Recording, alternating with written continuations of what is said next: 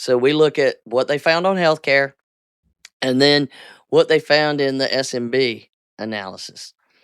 And I don't really, not sure. Well, I think I see the little loading thing spinning on your head. Help me with HIPAA. Let's get it right. Protect your patients day and night. Donna and David, the experts on your side. Help me with HIPAA. Let's get it right. Today we're going to go over the Verizon 2026 DBIR report, which is Data Breach Investigations Report. And we go over these every year. And this one is in some ways different, in some ways not. And we'll go over what that is. But I'll give you a kind of a clue. The fundamentals still matter. Like the basics are still the basics, whether you're doing cybersecurity or boxing. It's like, if you want to win the fight, you got to stick with the basics. yeah, they always say it doesn't matter what the sport is. Fundamentals matter. You're absolutely right. Yep. Yeah. So let's go over this report. As always, there are things that we want to make sure we take away from this and learn from and help you understand where your focus needs to be today. Well, and we kind of use it for us to do that too. So really what we're doing is this, we had to do it anyway. So. Yeah. So we're just a little behind the scenes here. Yeah, there you go. How the sauce is made. So this is the 19th edition. Wow. 19, yeah. And so, and they're building everything up now and getting all these crazy trends. And it's ironic. Every year they set a record for the number of incidents they review. And this is worldwide. So, I mean, it's really across the board. They give it to you in a lot of different snapshots, if you will. But the big issue is, let's look at what's really happening, because if it's happening in another country, it could be happening here at any time. Yeah, that's the beauty of cybercrime, is it knows no boundaries. So they got 145 countries. That's huge. 31,000 incidents, and 22,000 of those are confirmed data breaches. Now, okay, let's review again. You have an incident that may or may not be a breach. Mm-hmm. And so many times I have had people that are like, we have a breach. No, you have an incident. We don't know if it's a breach. You have an incident. Don't use the B word. Don't use the B word. Until you know it is one, that is not what you have. So even they show you there is a difference. And look at the substantial number of, 31,000 to 22,000, so. That's big. Yeah, so. It's a training issue. I had last week. I had my dad. He calls me up. I think I've been hacked. Okay, my dad's running Linux. He doesn't know that, but he's running Linux. And so I was like, "What makes you think you've been hacked?" He's like, "Because I got this email saying blah blah blah blah blah." I'm like, "Okay." That's not great evidence for being hacked. No. So let's, but it's kind of the same thing. It's like, it was an incident, but it was not a breach. It wasn't hacked. It was something different. Yeah. You were spoofed and whatever. Yeah. So one of the things that we do enjoy about this report is they throw humor in it. I know. I love it. And, because this is the type of report I would write. I know. And it is nerd humor. Got to give it that. But we do enjoy it, and we get a kick out of it. And they point out that, and how they phrase things too.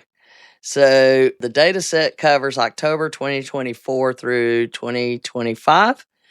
And they say both the DBIR team and Verizon are keenly aware of the growing impact and capabilities of AI augmented vulnerability research and weaponization so far in 2026, based on early indicators, which we just talked about that. And trends observed at the time of this publication, we will provide some forward-looking commentary in regards to where applicable. So they're putting it in there. And that then leads into a paragraph where they're talking about the exploitation of vulnerabilities and has now emerged as the most common way of attackers. And then, like down in the paragraph, additionally, as the ancient prophecies foretold. Yeah. By ancient prophecies, we mean predicted in the past 2 DBIR reports and mentioned a couple paragraphs ago. I will say, though, they do have a handle on the fact that things move so fast that ancient prophecies could literally be 2 paragraphs back. Yeah, you're right. They're talking about generative AI there. So they lead into it right away. And then where is it? They're choosing targets, gaining a foothold within those targets, doing the research, developing the malware, all of this with AI. And then it says, meanwhile, social engineering, a longtime fan favorite. Yeah. Okay, so we're getting a kick out of just reading it. And I actually read the report partially so I don't miss too many of those. But it points out that there is a lot happening because now of all the changes. And they threw out there a surprising amount comes back to identity, access, credentials. It's still all the fundamentals. Yeah. And doesn't matter which one it is. No.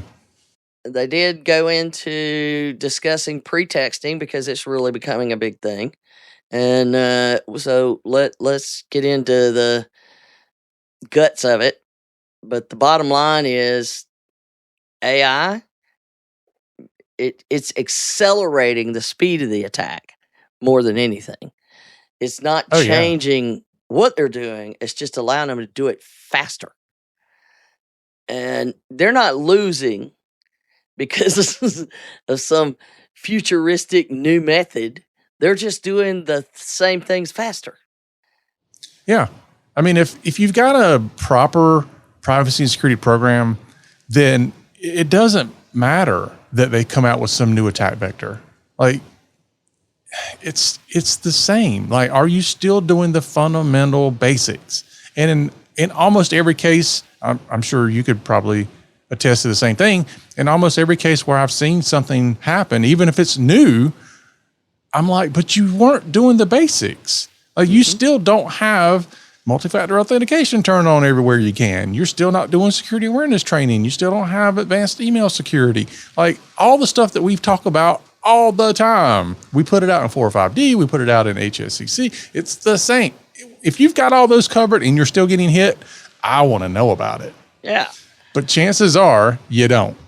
Well, and sometimes people think they have it covered, but they haven't done a deep dive like a true SRA requires to realize that they may not really have things happening, IT takes care of that, and nobody's actually confirming with IT what they're doing. Yeah. We know about that. And it's the same stuff.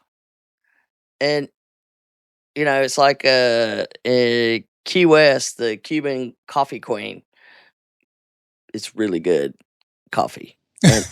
And my favorite part is you're in Key West and everybody's like, oh, coffee is hot. But they make iced coffee with ice cubes made of coffee. So you get really, strong Cuban coffee, but their little tagline is do stupid stuff faster. That's what AI allows people to do. Yeah. So, the apocalypse is coming, but it's the same old stuff. And it's I this is why we go on and on about doing a proper security risk analysis where you get down in the weeds, you ask the questions, you do the evaluations, because the bottom line is vulnerabilities is now the most prominent initial access vector. It's up 11% year over year. Wow. That's a big jump. Mm-hmm. But the second piece of that is credential abuse. And Man. yeah, I mean, this is growing faster than your stock portfolio. Words. It's a Tuesday, Monday. It's brutal. But the fact that they are doing it faster and more thorough because AI is helping them. So if you've been getting by just because it took too long for them to get to you, those days are over. Yeah, they are speeding up the line. This is not like McDonald's. It's more like Chick-fil-A.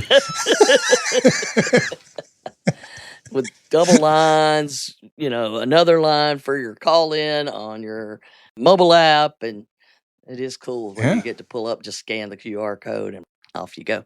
But the resolution, where this was the one that I was really bothered by, is the full resolution from attack to resolution, that time frame went from 32 days to 43. Wow. That's not a small jump. No, not at all.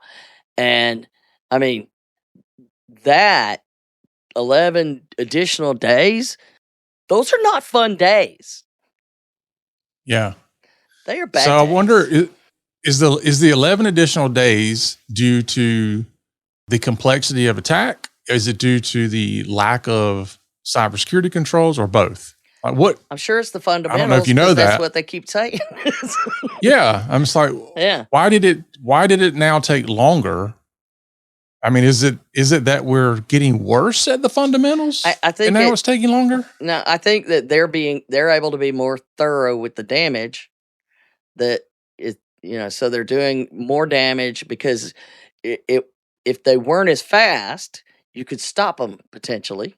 That was one thing. Mm-hmm. And they're able to do more in less time, which is what we keep saying, which then creates a bigger blast radius. And that I think is a big piece of it. And the fact that they're using vulnerabilities that are already there, they're not going out and writing malware like they used to. You don't have to do that. They just use problems that are already there. I know. It's like, why do we need to try to go and pick the lock whenever you just leave the door open? Right, I've almost got it. Well, we're on the other side already stealing stuff. So, but I think I've seen that in a movie before. I know, right? But the fact that takes so long, that has to be in the way you think through.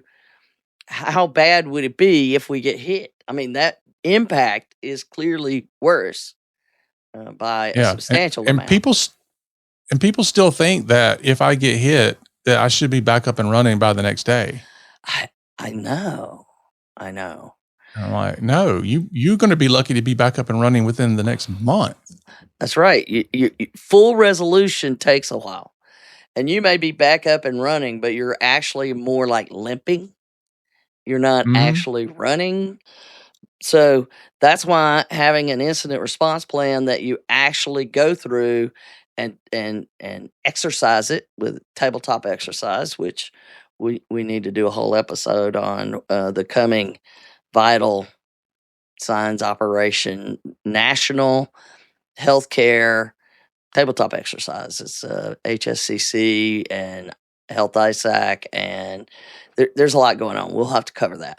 But back to DBIR, since they're going back to look at the data showing just how bad things are, and since it's vulnerabilities, and we've talked about that vulnerabilities get assigned a code, and then they get assigned a severity level.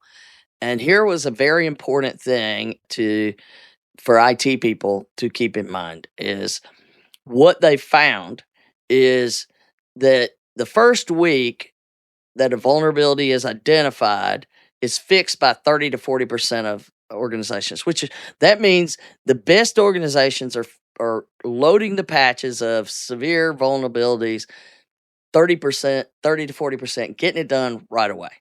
Great. That's a ton of data where they're going back all the way to 2022 and calculating this. But here's the thing that is really interesting is what matters is whether or not it's actively being used in an attack anywhere in the world. And that's why we look at everything. So even if it's an old vulnerability, if it's actively being used, that's the one you need to fix, not the one that just came out. What you should be looking for today is what's actively being used. And if you've gotten away with not loading it and it's been sitting around for, that's a little one, we don't have to worry about it. Those are the ones you better get out of the way. Get them done. If you get a new one that's not being used in the wild, there's no reports of it, and you've got an old one that is, go handle the old one first. So there is the question of whether humans can keep up anymore with the patching. No. I'll just answer that one. Yeah. But and AI, there's, we both know, I mean, there's tons of AI that's coming out constantly trying to handle all these different cybersecurity things. And it seems to me what I would be looking for if I'm going to get one of those would be, is it handling patching? And that's what I focus most of our concerns on in our, protections. Yeah. And patching, unfortunately, is mostly invisible. And I think this is, again, from the MSP standpoint, one of the challenges. We spend a ton of time patching, patch management, not just patching, but patch management. And it's one of those things where clients are like, yeah, but we hadn't put a ticket in all month. We're not really getting a whole lot of value. And I'm like, dude, are you serious? And I can't send I can't send them something like every single time there's a patch. Here's a, an email. Cause then you're going to be like, stop sending me all these emails about patching. It's just so much. You need to send them a summary that they won't read. They don't even read that. So that's not even helpful. I had this long conversation with an MSP a few weeks ago, and he's building this beautiful portal for his clients to go in and see all this information. And I said, have you even asked your clients, would they use this? And he's like, no. I said, well, I'm 90% sure they're not going to use it.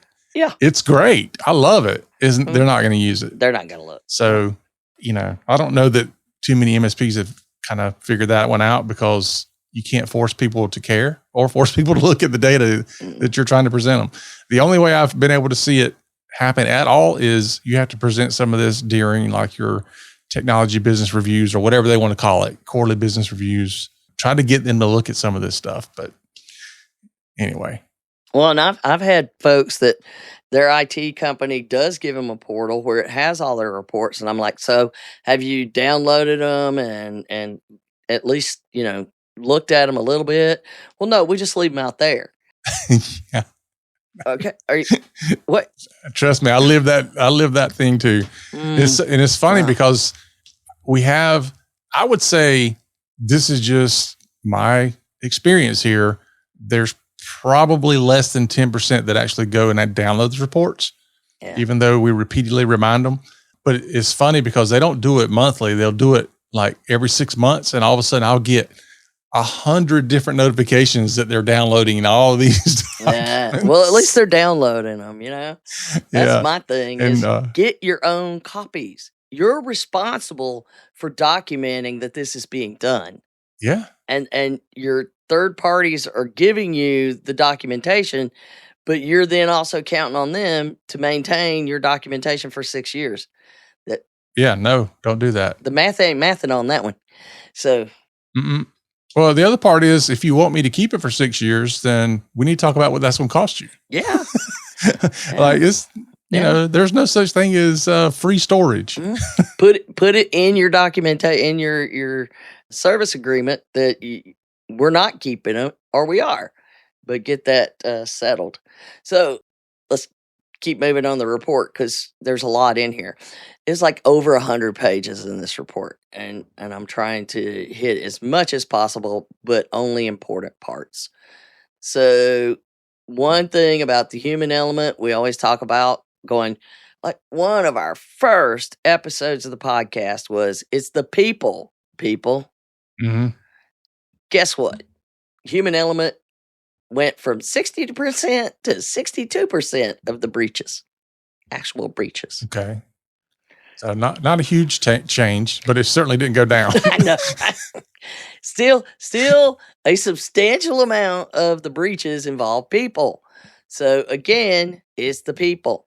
Now, one interesting flavor change is that social engineering targets are now becoming more mobile, using mobile devices, because the phishing simulations, have helped on the email. Although, it's still a thing.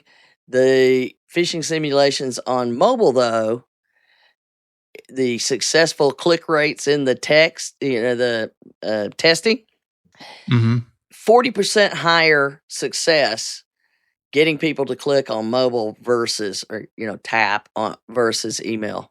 Yeah. So, yeah, they're changing the aim. So now we've got to start doing that, and they're using pretexting, which is a lot of the high-profile ransomware breaches used pretexting.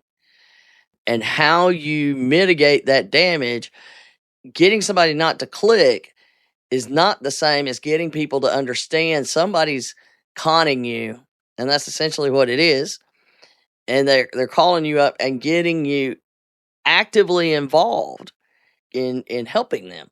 So it's not about just training and phishing test. You've got to make sure that the IT help desk and the customer support people, that they're not being so freaking helpful. Yeah, we are so helpful. They will manipulate them, and you want those people to be helpful. So you're teaching them to do the thing that you also don't want them to do.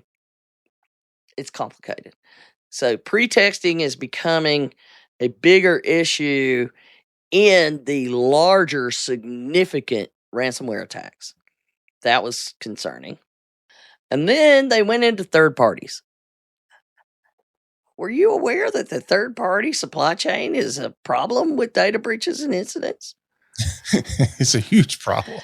Yeah, here's the big thing, because a vulnerability in software involves the supply chain and a third party most of the time. Unless you're writing the software yourself, most of the time it's a third party. So when they roll that in, including the software vulnerabilities, year over year, third-party incidents, breaches, went up 18%. Wow. So we're looking at, what do they call it? Sustained growth. Many of the year's most high-profile and well-publicized breaches involve multiple third parties. And in several of more notable campaigns, attackers compromised more than one third-party provider at the same time. Wow. Yes. So when they're talking about third party, they're looking at it three different ways. A vendor in your organization's software supply chain, a vendor that's hosting your data within their environment. So a lot of people have that. And then a vendor that just has a connection to your environment.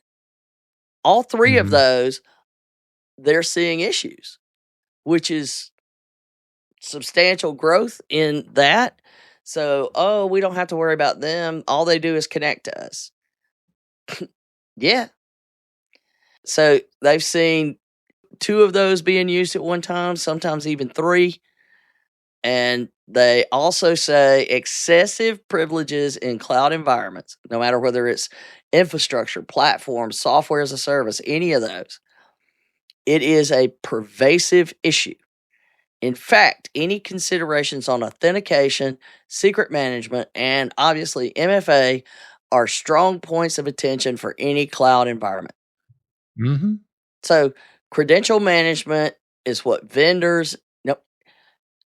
I know you. I was shocked to learn that some vendors think that they are super secure because they're technical people.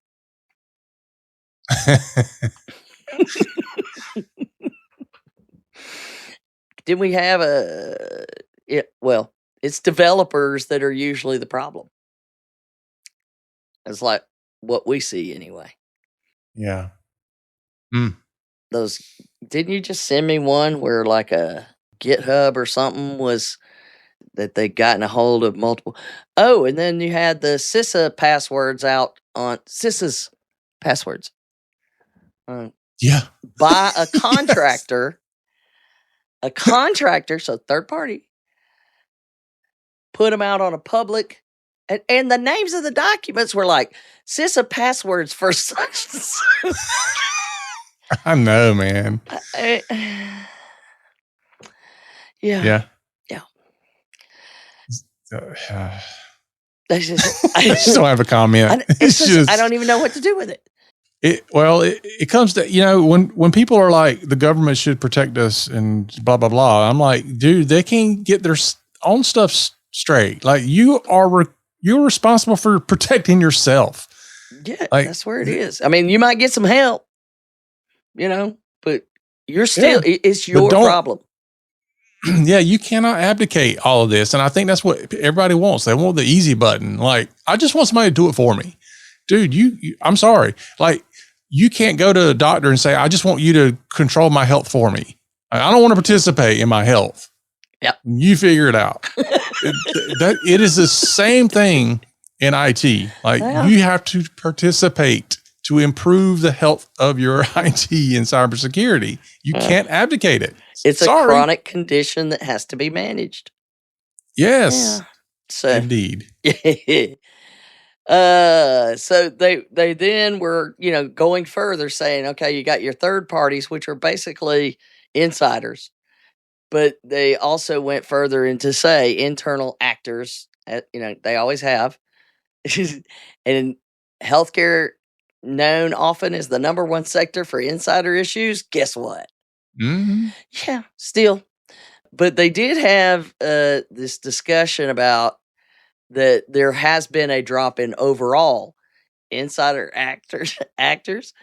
Internal actors may only account for 12% of breaches overall, both unintentional errors and deliberate actions. But when an employee acts maliciously, the blast radius can occasionally rival or even exceed that of an external attack. This is especially true when privilege access or sensitive systems are involved. Hence the healthcare thing. Yeah. Yep. I just posted the other day on my LinkedIn account about a physician that was sending patient records home through a free email account. Now, it doesn't say if it's Gmail or Yahoo or whatever, but basically just emailing themselves stuff. And it was going on for a while. Yeah. Well, at least malicious. It wasn't malicious, but it was intentional, and it was a big deal, and it cost him his job. Yeah. Well, but my question is, if you know you shouldn't do it and you do it anyway, is that still malicious? Well, there are some assumptions that they knew. I think it falls into the whole just because you can doesn't mean it shouldn't test. Yeah. Yes. So I don't know. But yeah, I think you have a very hard time when you are dealing with people who are very intelligent. Yeah. There's a lot of assumptions with those folks. Yep. So they did point out, going back to what you just said, that of the internal actors, so they're looking at, was it an executive or a manager or developer or a system admin? No, 75% of the time it's just an end user. Mm. There you go. And that. Wow. So, but let's not let executives look at this and go, see, we're not the problem. Yeah. All it means is that you're just a smaller subset of the actual problem because there are fewer of you. That's it. Well, I guess my counter argument would be if your end users are 75% of the problem, then what does that say about your culture? Ooh. It's still an executive problem because now you don't have a culture of cybersecurity, and it shows in the fact that your end users are part of the problem. And if you focus on the fundamentals, you end up with a culture of cybersecurity. So. Yeah. Let's see. We'll just touch on another comment they made about AI. The takeaway from our data set is that AI's primary impact is currently operational, automating and scaling techniques defenders already know how to detect, not yet unlocking these novel or rare attack surfaces, which means defensive postures don't need to be reinvented today, but they do need to keep pace with faster, more adaptive execution. But then it adds, but who knows? Given the rate of change in AI capabilities, this assessment might be obsolete by the time this report is finally published. What did we just talk about last week? Wasn't it last week we did that Google announced the first AI? Yeah, 0 day. 0 day. Yeah. Mm-hmm. So they were right. Yep. They are. Yeah, it is definitely ancient history. Ancient prophecies say. So they were right. They were right already. But and they point out it's being used, generative AI specifically, not agentic AI, which is the worst part. Generative AI is being used at different stages of the attack. So everything from research to everything, actually helping the attack.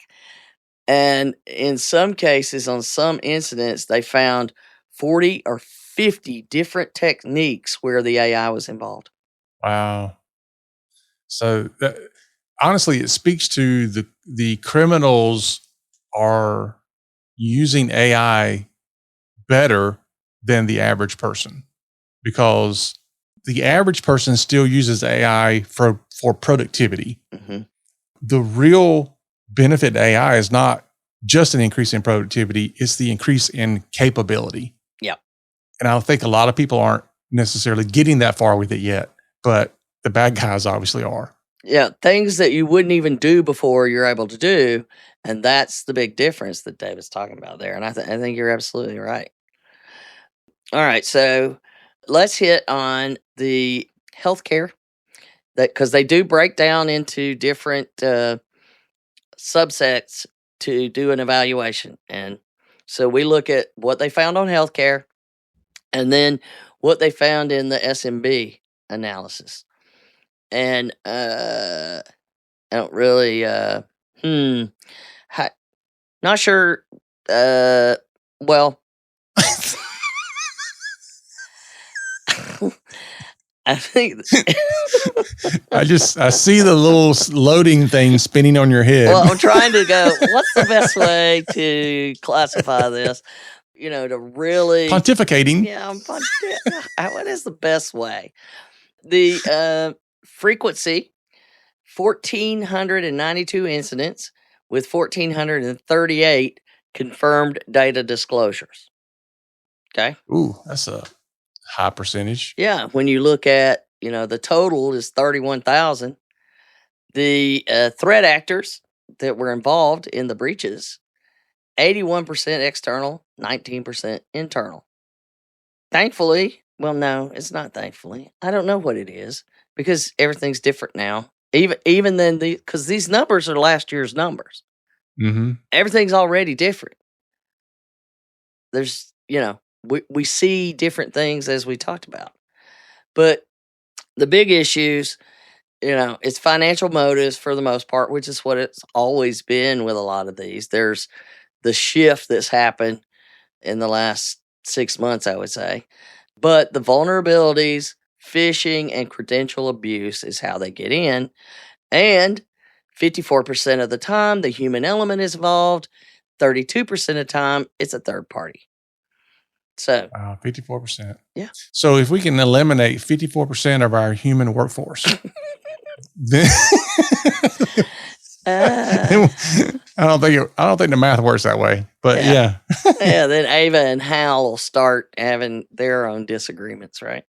But Yeah. little robots. But so here's what they made a point of saying, that breaches take many forms, but in the healthcare sector, one pattern stands out: miscellaneous errors. Oh, that's a catch-all. Yeah. Well, and they go back from 2014 to 2026 has shown that healthcare has been among the most affected by staff mistakes. Ooh. Wow. It's in the top 3 patterns every single year. It's at, different rankings, 1 through 3, but it's in 1 through 3, and they say it remains a chronic problem that needs a cure. Well, maybe they can look into that next. I know, right? It needs a cure.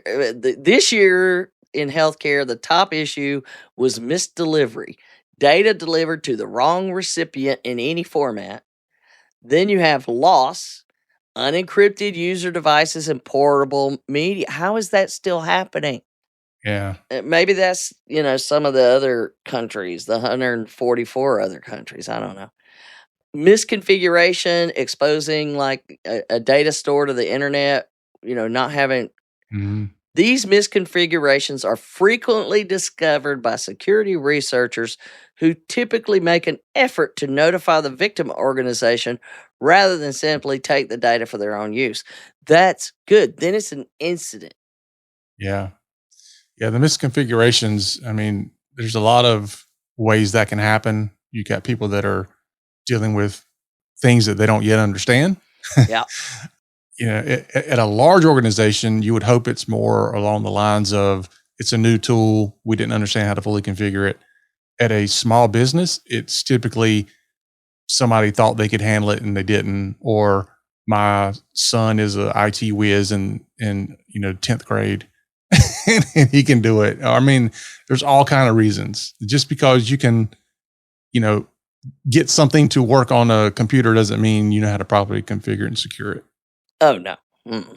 And I think that's a big part of it. Is security is not simple like people tend to think it is, or treat it like it is. And so they show you that from 2021 to 2026, misdelivery sits right there at the top. It just kind of wobbles up and down. Loss and misconfiguration is showing you. And and they're like, they were pretty harsh for them when they said that this chart illustrates that despite repeated recommendations to implement controls to prevent or limit the impact of such mistakes, these errors have remained persistent over the years. Controls to combat these kinds of mistakes, which appear in our data set again and again, would be part of those security fundamentals we mentioned. Yeah. So that's what we keep saying all the time. Like how can we possibly move on to the more complicated controls when we can't even do these things? Yeah. It's like, if we're not doing the security risk analysis right, what else can you do? Because nothing else matters. Yeah. So you got to start there to put the right controls in place. And if you're not even getting through that deep weed thing, then you're never gonna have it. But I don't recall reading one that was this, for them, critical. I don't recall ever reading that. I think after a while you get tired of saying the same things. It's like I need to change my messaging because it's apparently not changing behavior. Yeah, I mean, technically, isn't that how you gauge intelligence? You learn from something and you change your behavior. That is the the measure of intelligence. Like if I hit you upside the head with a frying pan, the second time I swing at you, you probably duck. Like you learned the first time. So the gap between what happened and how you learned to navigate that is shortened. Yeah. Don't touch that. It's hot.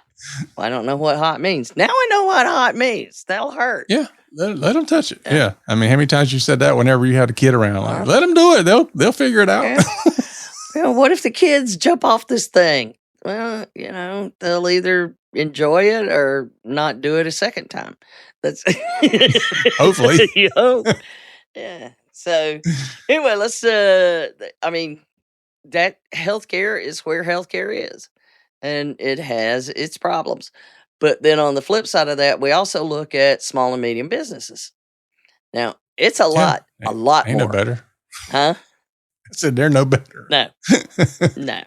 So if you're a small healthcare provider, you got both of these to deal with. Yeah. And it, again, in this, they're pointing out stuff that, it's not new. It's all the fundamentals. So their analysis included 7,256 incidents, and 7,152 of those were data disclosures. So almost all of the incidents. And I mean, it's basically the same across both, but even worse, I guess. There's 100 versus less than 100 in healthcare.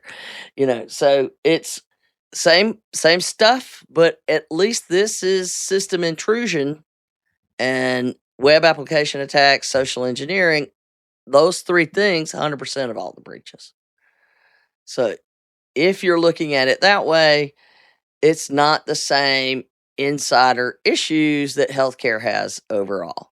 Now, when healthcare is not a huge piece of this, it doesn't even register on the statistics. But David, I knew when I read this, you were going to love this part because this is one of your favorite things that small entities do. So you just take this because I want you to have the therapy of reading what someone else agrees with you about. Okay. So in the report, it reads, being a small organization, you may mistakenly think that your threat profile and who you would be interested in compromising you, or who would be interested in compromising you, is significantly different from everybody else because we all know you're a unicorn. They point out SMBs face similar types of threats as everyone else. We found that about 96% of ransomware victims were SMBs. While SMB ransomware cases may rarely make the news, they certainly make it into our data set. 96% of ransomware victims are small to medium-sized businesses. Wow. But I'm too small. Yeah. This is worldwide data telling you it's the same threat as everybody else. You ain't so special. No, your threat profile is the same. You are an endpoint. That's it. But, fundamentals. And if you do fundamentals, ransomware attacks are usually at least seriously mitigated, if not prevented. Yeah. Well, there is a bit of good news. I'll say that as a question. Yeah. They are saying that the ransomware payments are going down, like the amounts. They're not asking for as much. Now it's barely. Yeah. So don't get all excited. Yeah, it's not that much. But yeah. So you may be wondering, is that business model weakening because fewer victims are paying or they're paying a lesser amount? I would say that also perpetuates the fact that you have more victims because, if you're not getting as much money from the ones you are hitting, then you need to hit more. That's right. You got to sell more. Yeah, exactly. Like you have to hit these numbers to get your commission. That's right. So to think, the ransomware payments are getting lower, that just means they got to hit more people. And they know once they find a small business, that's prime picking for them. Yeah. Well, if they're attacking organizations, which they are, then if you're an SMB, you really need to get on top of your security game now more than ever. And that is the message over and over and over, no matter how they look at it. Fundamentals are the key. And they, while everything is focusing on vulnerabilities, it's not new. It's boring. It's not exciting techie stuff. And tech people hate dealing with patching. Hate it. Number of times we've had IT people when we get a vulnerability report and they're like, these are all little things.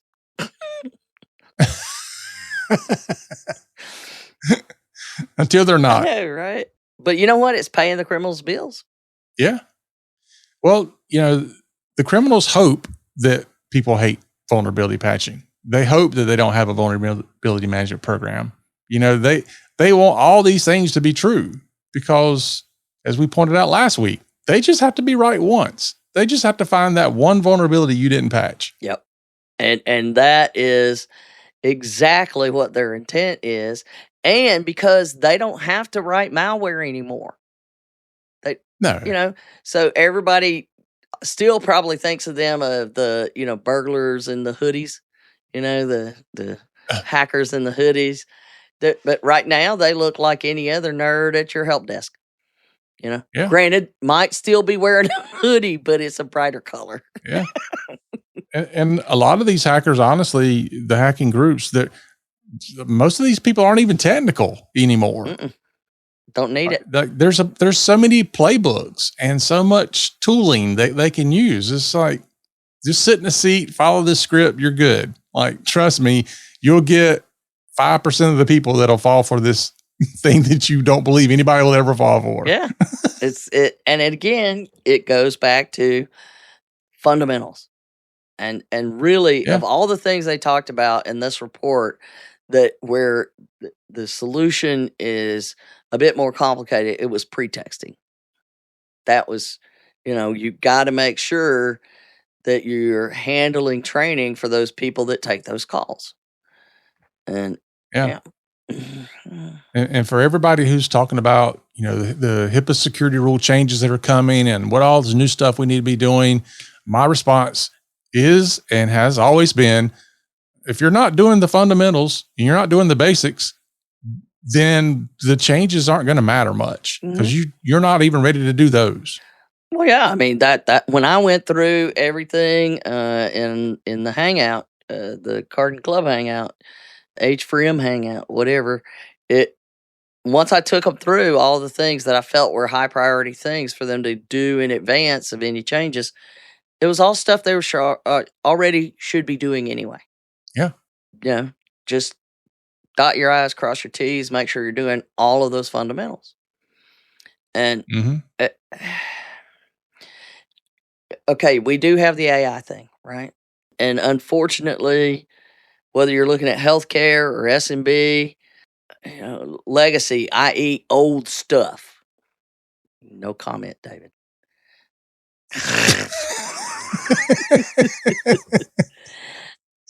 But those old machines and old equipment, they have old vulnerabilities that may not be patched that no one's worrying about because it's old and nothing's happened.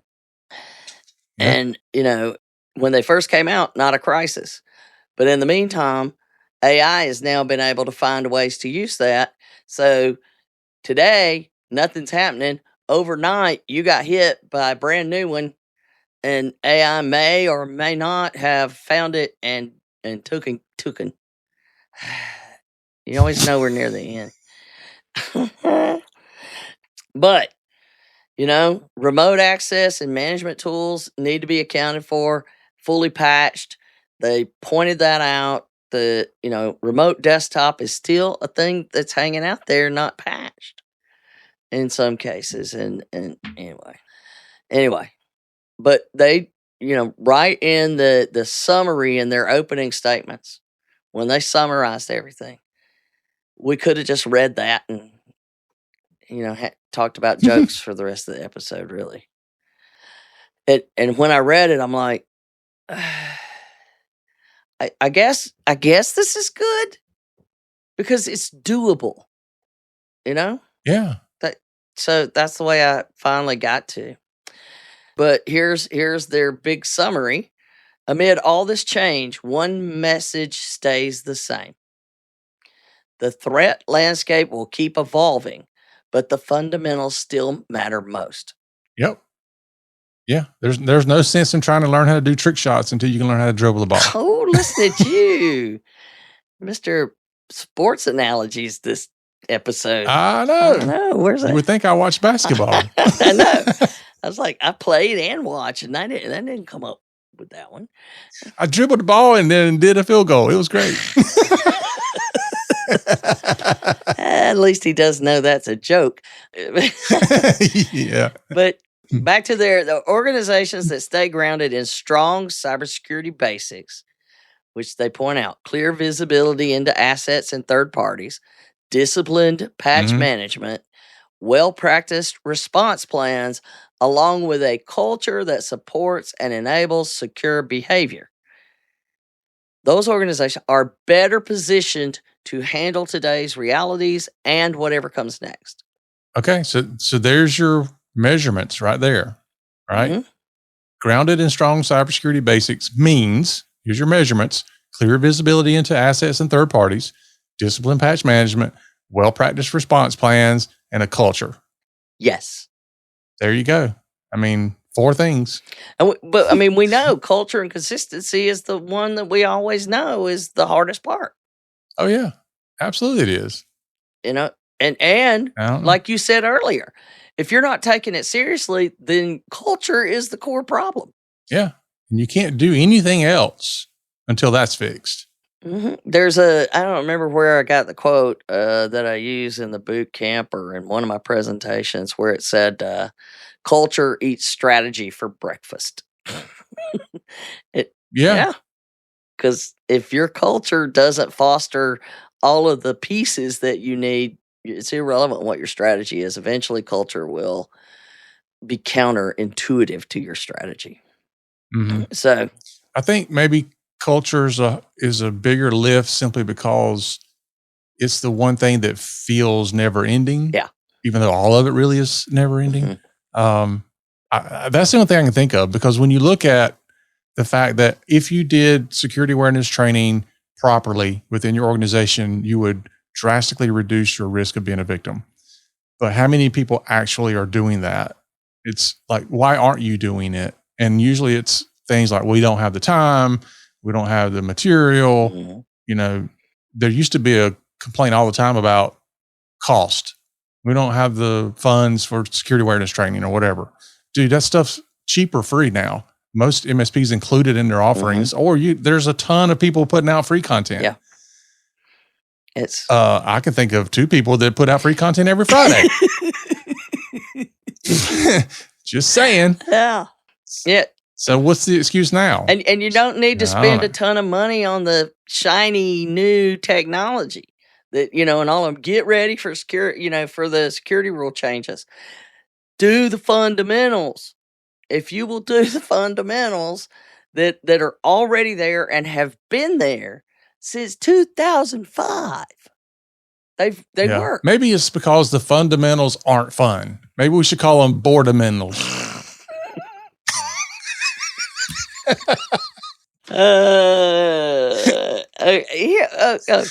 Okay. Well, we always know when you're near the end, this stuff starts happening. So I would suggest that you print out a big poster or at least a single page with the threat landscape will keep evolving, but the fundamentals still matter most. Just that is the thing you need to keep going back to, and every decision works from that. That's just the way to get it done.